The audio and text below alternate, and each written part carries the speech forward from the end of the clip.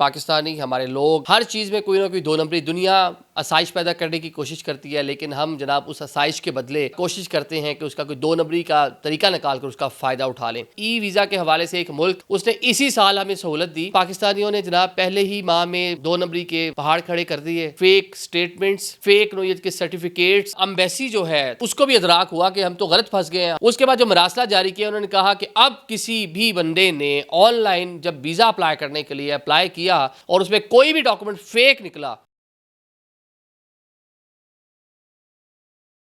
السلام علیکم ناظرین، میں ہوں عادل نظامی اور آپ دیکھ رہے ہیں میرا ڈیجیٹل چینل۔ ناظرین، پاکستانی ہمارے لوگ نیگیٹیوٹی میں بہت آگے ہیں، ہر چیز میں کوئی نہ کوئی دو نمبری دنیا آسائش پیدا کرنے کی کوشش کرتی ہے، لیکن ہم جناب اس آسائش کے بدلے کوشش کرتے ہیں کہ اس کا کوئی دو نمبری کا طریقہ نکال کر اس کا فائدہ اٹھا لیں۔ کچھ ایسا ہی ہو رہا ہے جناب کہ بہت سے ممالک ایسے ہیں جو پاکستان کے لیے فیسلٹیشن پیدا کر رہے ہیں لوگوں کے لیے، کیونکہ دنیا میں جدت آتی جا رہی ہے، لمبی لمبی کیوز، لمبی لمبی لائنیں، پورے پیپرز آپ جمع کراتے تھے کسی دور میں امبیسیز کے اندر، اور پھر جا کر آپ کو جو ہے ویزاز کے حوالے سے انٹرویوز کے لیے بلایا جاتا تھا، کنفیوژن ڈفرینٹ شہروں سے آپ کو آنا پڑتا تھا، مطلب پھر کچھ جو جدت کے ساتھ اس طرح کی چیزیں متعارف کرائی گئیں کہ انویلپ کے اندر ساری چیزیں آپ بھیج دیں، مختلف جس طرح کمپنیز کو ٹی سی ایس ہے یا جیریز ہے، اس طرح کی کمپنیز انٹروڈیوس کرائی گئیں کہ ان کے ذریعے ڈاکومنٹس جاتے تھے۔ پھر جناب دنیا نے کیا کیا کہ چلیں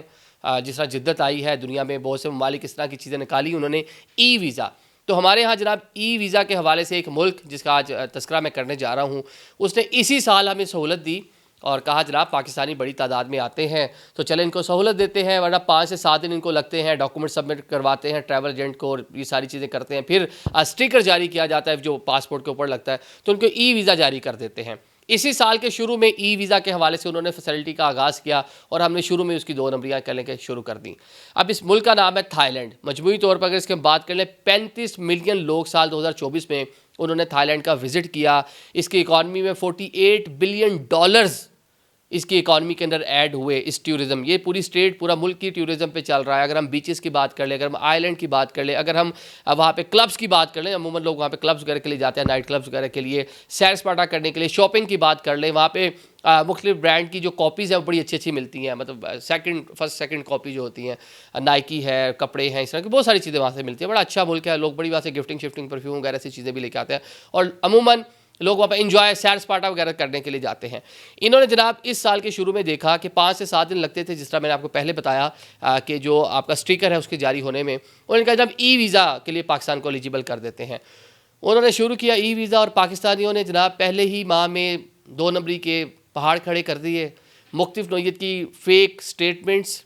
فیک نوعیت کے سرٹیفکیٹس اور ڈاکومنٹس جو ہے سارے فیک اپلوڈ کیے، جس کے باعث جب ایمبیسیز کو یہ سارا ادراک ہوا اور کچھ لوگوں نے اس طرح کے ڈاکومنٹ فیک لگائے، ایک دو کو ویزا بھی ملا، پھر ایف آئی اے نے ان کو جب چیک کیا تو چیزیں ان کی کچھ غلط ثابت ہوئیں، جس کے بعد جناب امبیسی جو ہے تھائی لینڈ کی، اس کو بھی ادراک ہوا کہ ہم تو غلط پھنس گئے ہیں، ہم تو ان کو فیسلٹیٹ کرنا چاہ رہے تھے، ان کے لیے ایز پیدا کرنا چاہ رہے تھے کہ آسانی سے ان کو چیزیں ملنی شروع ہو جائیں، مطلب یہ جو لوگ جانے کے خواہش مند ہیں ان کو مشکلات نہ ہوں، لیکن انہوں نے 2 نمبریاں شروع کر دی ہیں، 2 نمبر فیک ہوٹل بکنگ، یہ ساری کی ساری چیزیں بھی شروع ہو گئیں۔ اس کے بعد جو مراسلہ جاری کیا، انہوں نے کہا کہ اب کسی بھی بندے نے آن لائن جب ویزا اپلائی کرنے کے لیے اپلائی کیا، اپنے ڈاکومنٹس، اپنے تمام دستاویزات لگائیں اور اس میں کوئی بھی ڈاکومنٹ فیک نکلا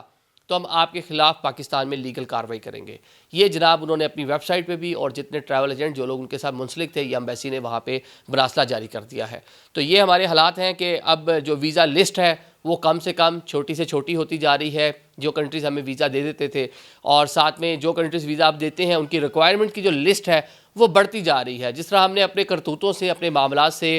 یو اے ای کا ویزا اپنے لیے مشکل کر لیا، وہ ویزا جس طرح ہم کہتے ہیں کہ ٹریول ایجنٹ سے میں اکثر بات کرتا ہوں، ٹکٹ بائی کریں تو ویزا فری میں ہوتا تھا یو اے ای کا، اب وہاں پہ آپ کو مشکلات ہیں۔ آپ کے لوگ جو کام کاج کے لیے جاتے تھے، ورک ویزا وہ بند ہوا تھا، اب کچھ انہوں نے سائشیں 90 ڈیز اور اس طرح کے جو ویزاز نکالے ہیں، لیکن وہ بھی سیکیورٹی کے ساتھ کہ آپ نے ایک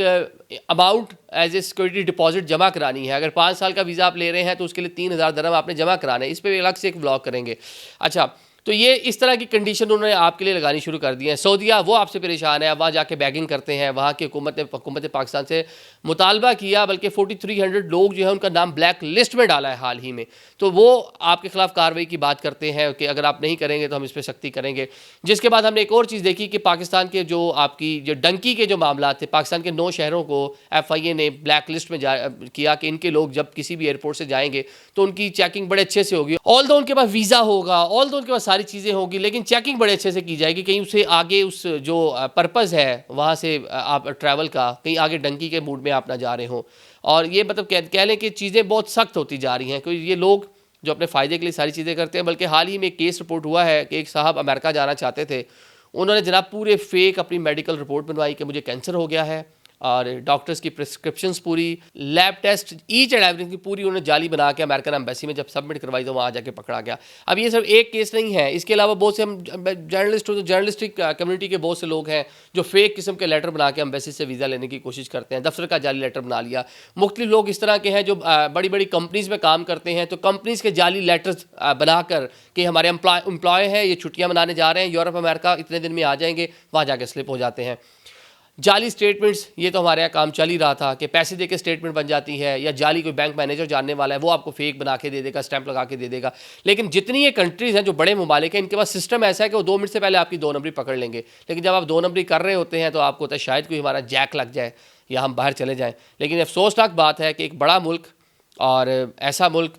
جہاں پہ ہم بڑی ٹیوریزم کے حوالے سے جاتے تھے, بڑے خوش ہوتے تھے, اس نے جناب آپ کو ایک سہولت دی اور ود ان منتھ آپ لوگوں نے ان کو مجبور کر دیا کہ اب اتنے 2 نمبر ہو گئے ہیں کہ ان کو مراسلہ جاری کرنا پڑ گیا. Thank you so much.